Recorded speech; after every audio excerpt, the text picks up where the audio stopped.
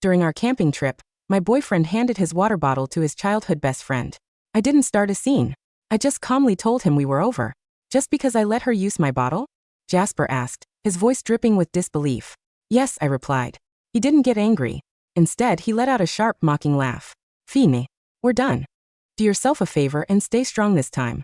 Don't come crawling back to me before the tents are even packed. His friend chimed in from the side.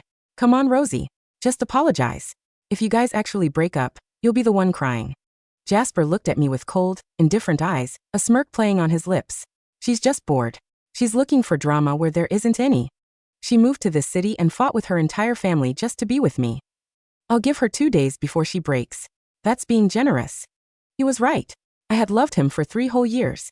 I had been willing to give up everything for him. But there was one thing he would never understand.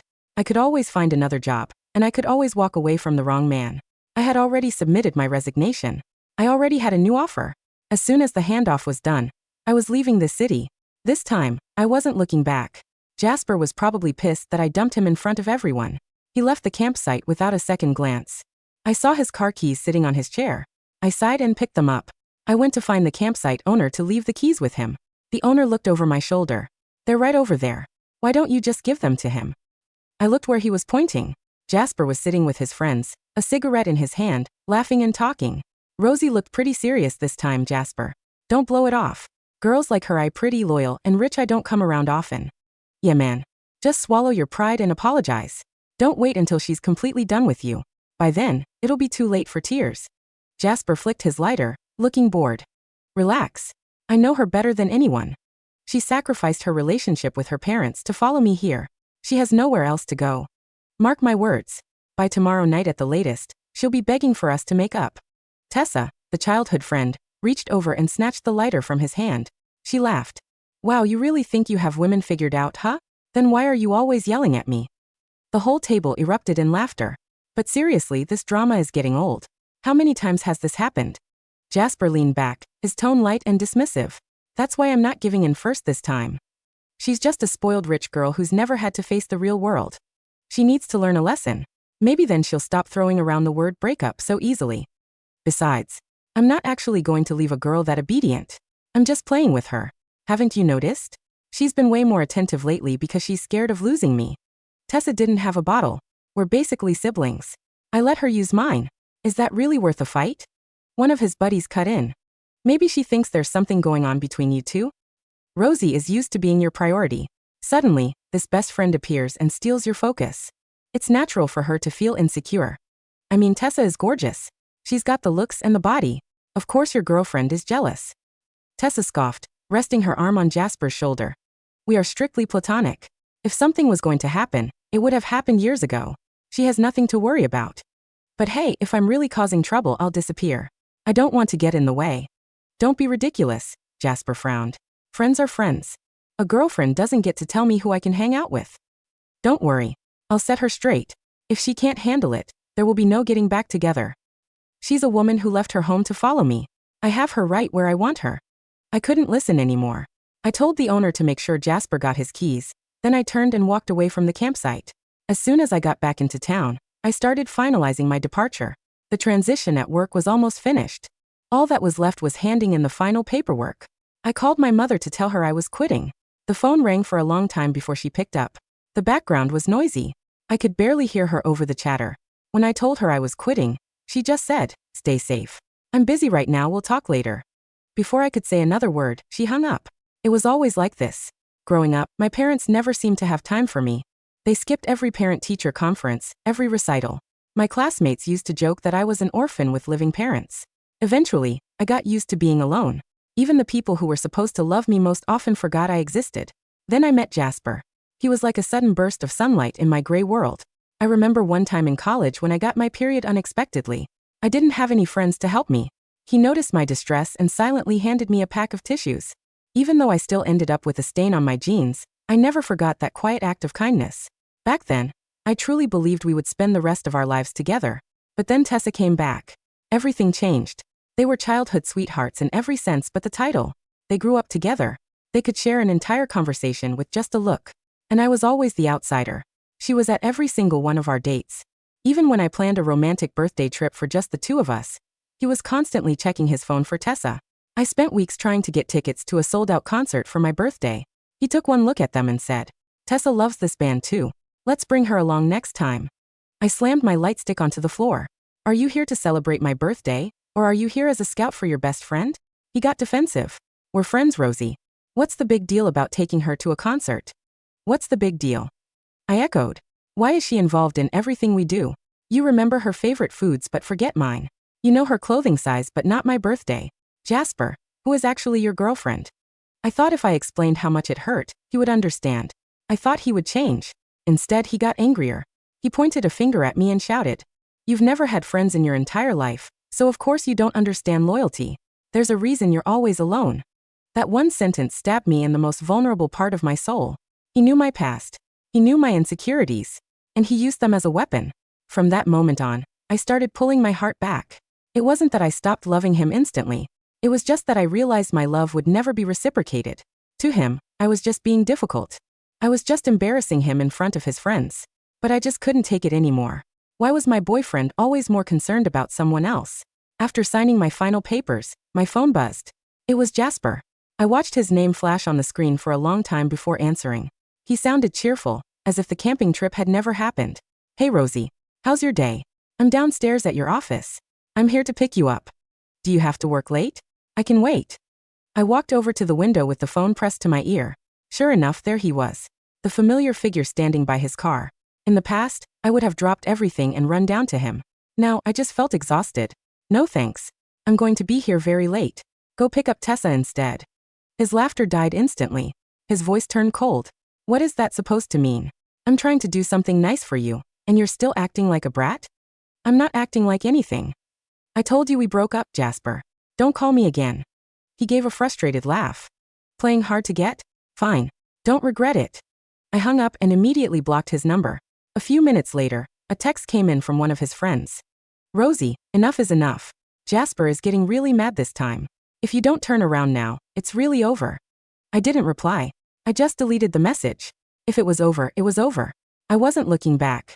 This time, I was truly done. The next day, my colleagues threw me a small farewell party. We toasted, said our goodbyes, and it was time for me to move on. As I was at the front counter paying for some extra drinks, the door opened. Jasper walked in with his arm draped over Tessa's shoulder. The restaurant had heavy velvet curtains at the entrance. Jasper held them open for her with a natural, practiced grace. Tessa looked up at him and smiled, whispering a quiet, "Thank you." The group of friends behind them started teasing them immediately. "Damn, Jasper. So attentive. You're definitely winning the Best Boyfriend award." Jasper didn't correct them. He just shared a look with Tessa. Then he turned his head and locked eyes with me. He looked like he'd been caught doing something illegal. He reflexively stepped back, creating a gap between him and Tessa. My face remained blank. I looked past them, finished paying, and headed back toward the private room. "Rosie." Jasper chased after me. He tried to sound casual, but he had that arrogant edge to his voice again. "I'm just out with the guys.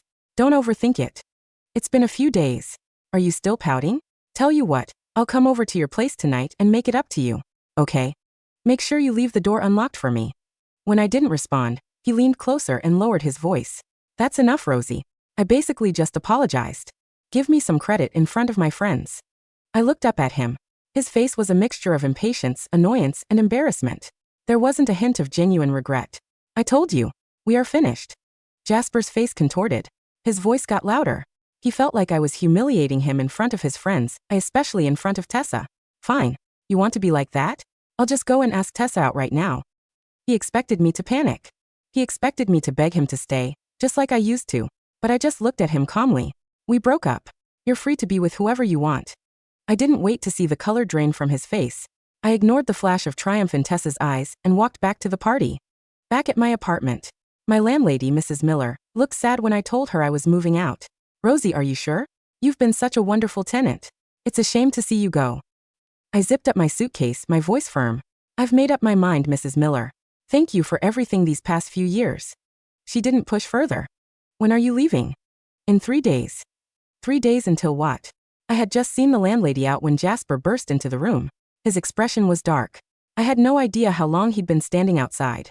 "What were you telling the landlady?" he demanded, his voice laced with his usual irritation. "Rosie, what kind of game are you playing now?" I didn't answer. I just kept packing. He suddenly snapped and kicked the suitcase I had just finished organizing. I'm talking to you. How much longer is this going to go on? How long are you going to keep this act up? Tessa didn't even do anything to you. Why are you so obsessed with pushing her away? I stayed silent.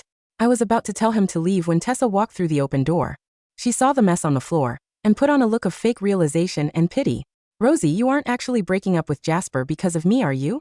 She reached out and rested her hand on my suitcase, acting like a peacemaker. I know Jasper and I have history, and it makes you uncomfortable.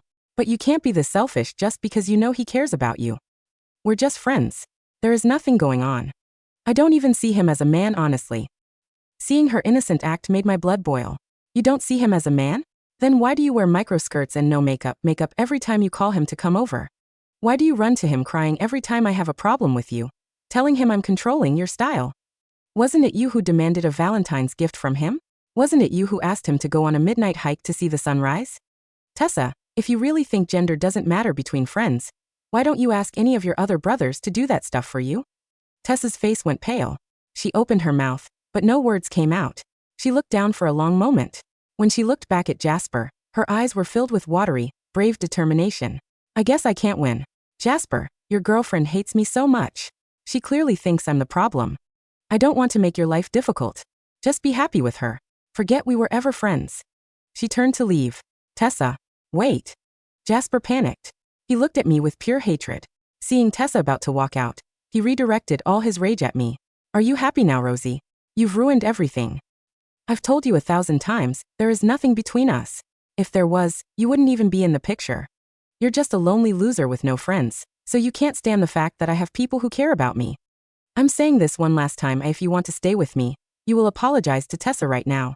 Otherwise, don't even think about a future with me. He roared at me, then turned and chased after her without looking back. I stood there alone.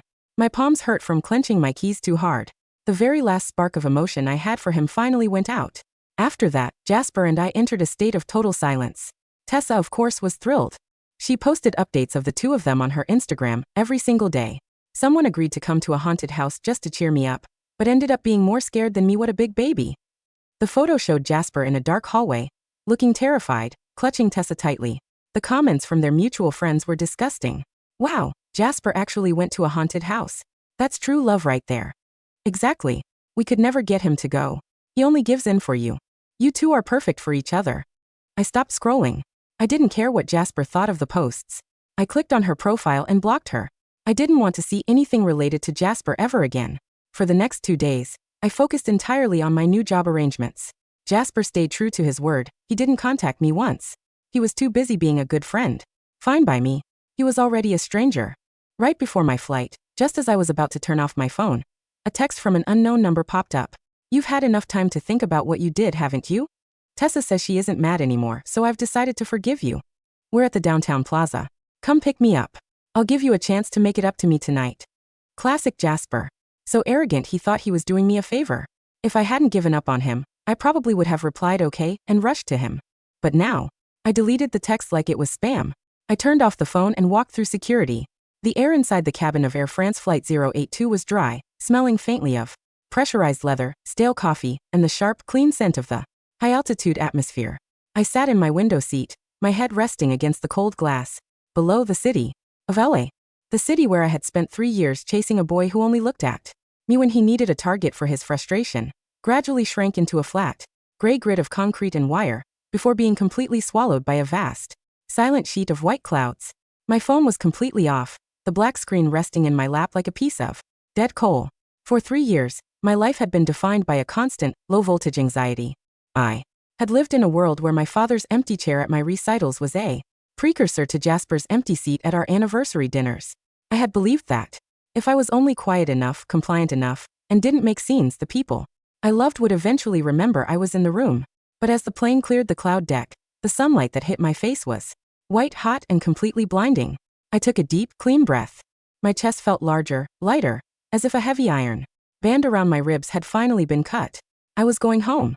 I hadn't run away to be a lonely loser. My family, the Sterling Group, was one of the largest real estate and logistics conglomerates in the northern province. I had spent 3 years hiding my background, working as a junior designer at a local firm because I didn't want Jasper to feel inferior next to my family's wealth. I had shrunk myself to fit into his small, drafty world. But the closet was cleared, the lease was terminated, and my new position as the lead creative director for the Sterling Group's Northern Terminal project was already waiting for me on my dad's desk. I closed my eyes, let the hum of the jet engines wash over my ears, and fell into a deep, dreamless sleep. The plaza downtown was packed with shoppers, the bright neon lights of the luxury stores reflecting off the wet asphalt of the boulevard. Jasper stood by his gray sedan, his hood pulled low, a half-lit cigarette dangling from his lips. He checked his watch for the fourth time. 8:45 p.m. It had been 3 hours since he sent the text. "Jasper, sweetie." Tessa's voice came from the passenger seat, her head tilted. As she looked at her phone. "Are we going to the restaurant or what?" "The reservations are for 9, and the manager said they only hold the booth for 15 minutes. "She's late," Jasper muttered, his voice hoarse, his brow furrowing into a tight, hard scowl. "She's doing this on purpose. She's trying to make me wait. Because of the haunted house post." "She's just throwing a fit," Tessa scoffed, letting out a soft, sweet laugh of pure raw triumph. "I told you, Jasper. She's too sensitive. She doesn't understand that we're like family. Why don't you just call her?" Jasper didn't answer. He pulled out his phone and dialed my number. "The number you have dialed is currently unavailable. Please check the number and try again." He tried again. The same automated message answered him. She changed her number? Jasper's hand tightened around his phone until his knuckles went white. No, she wouldn't do that. She has no money. She has no friends. She can't even pay her rent without my co-signature. He got into the car, slammed his hand against the steering wheel, and threw the vehicle into drive, the tires screaming as he tore out of the plaza parking lot. 20 minutes later, he was standing on the third-floor landing of my old apartment building. The door was unlocked, just as I had left it. He pushed it open, his chest heaving, his face red with a sudden, violent rage. "Rosie, get out here. I'm done with your..." He stopped. The apartment was completely empty. The modular sofas were gone, the curtains taken down, the shelves bare. Only a single, gray post-it note was left behind, resting in the center of the clean, polished kitchen island. Beside it sat a copy of my signed lease relinquishment form. "No," Jasper whispered, his voice losing all its arrogant, sharp resonance. Took a slow, clumsy step back, his hands shaking as he picked up the paper. "No, this is a mistake. She's just hiding. She wanted to make me feel guilty." But as his eyes ran over the clinical, blue-inked stamp of the estate office at the bottom of the page, the gray morning light of my departure finally crashed over him like a tidal wave. The news of the Browning Group termination did not start with a public announcement. It started with a simple, anonymous file sent to the Sterling Group's regional board. I sat in my new office on the 62nd floor of the Sterling Tower, a cup of hot chamomile tea in my hand, looking out over the harbor. The room was vast, decorated in minimalist white oak and leather, my drawing tablet displaying the structural layouts for our new northern port development. It was a $40 million municipal project, and my name was listed at the bottom of the first page as the lead director. "Ms. Sterling," my assistant, a young woman named Sarah, said, knocking on the glass door. "The legal team has completed the audit of the western boundary land leases. It seems the tenant, Browning Logistics, managed by Jasper Browning's father, has been in default on their short-term commercial papers for 3 months. And," I asked, my voice carrying the flat, level rhythm of a dry laboratory report, "under the terms of our original family covenant, we have the legal right to foreclose on their warehouse leases by Monday morning," Sarah said. "We also have the security footage from the night market 3 weeks ago, showing Jasper's father using company credit lines to fund his personal gambling debts." "Foreclose," I said, not even looking up from my screen. "Recall the corporate credit lines. And have our legal team file the civil recovery suit for the $40,000 he siphoned from the joint account." "Yes, Ms. Sterling." The door clicked shut. My phone, sitting on the wood beside my tea, vibrated once. It was a message from an unknown number. It was Jasper. "Rosie, please. Just 5 minutes. I'm standing outside your old office building, but the security guards won't even let me pass the lobby. Tessa is having a breakdown. Her family's firm is in bankruptcy because the Sterling Group pulled their logistics contract. Rosie, we've been together for 3 years. You used to buy me coffee every morning. Please."